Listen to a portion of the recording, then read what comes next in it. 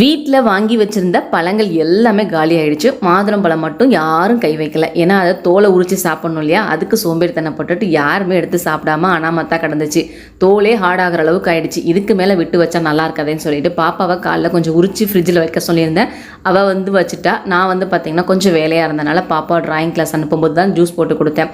Drawing class போகிறதுக்கு முன்னாடி ஜூஸை குடிச்சிட்டு அவளை கொண்டு போய் விட்டுட்டு வந்துட்டு சிங்கில் நிறைய பாத்திரங்கள் சேர்ந்துருந்தது. அதை விளக்கி வச்சுட்டு சப்பாத்திக்கு மாவு பிசைஞ்சு வச்சுட்டேன். கொஞ்சம் சில்லி சப்பாத்தி பண்ணலாமேன்னு சொல்லிட்டு 3 சப்பாத்தி மட்டும் கொஞ்சம் தடிமனாக போட்டு நல்லா டைமண்ட் ஷேப்பில் கட் பண்ணி வச்சுருந்தேன். ஒரு பாத்திரத்தில் எண்ணெய் விட்டு கொஞ்சமாக மிளகாத்தூள் இந்த சப்பாத்தியும் போட்டு நல்லா பொரிச்சு வச்சுக்கணும். இப்போ கடாய் வச்சுட்டு தேவையான அளவுக்கு எண்ணெய், கொஞ்சமாக சீரகம், வெங்காயம், கேப்சிகம், கருவேப்பிலாம் சேர்த்து நல்லா வதங்கினதுக்கப்புறமா தக்காளி, இஞ்சி பூண்டு விழுதையும் சேர்த்து வதக்கணும். இதில் கொஞ்சமாக மிளகாத்தூள், மல்லித்தூள், அப்புறம் டொமேட்டோ கெச்சப்பையும் சேர்த்துட்டு நல்லா கிளறி விட்டுட்டு அதுக்கப்புறமா நம்ம கட் பண்ணி வச்சுருந்த அந்த சப்பாத்தியும் சேர்த்து நல்லா கிளறணும். அப்படின்னா சூப்பராக சில்லி சப்பாத்தி வீட்டிலே ரெடி ஆயிரும்.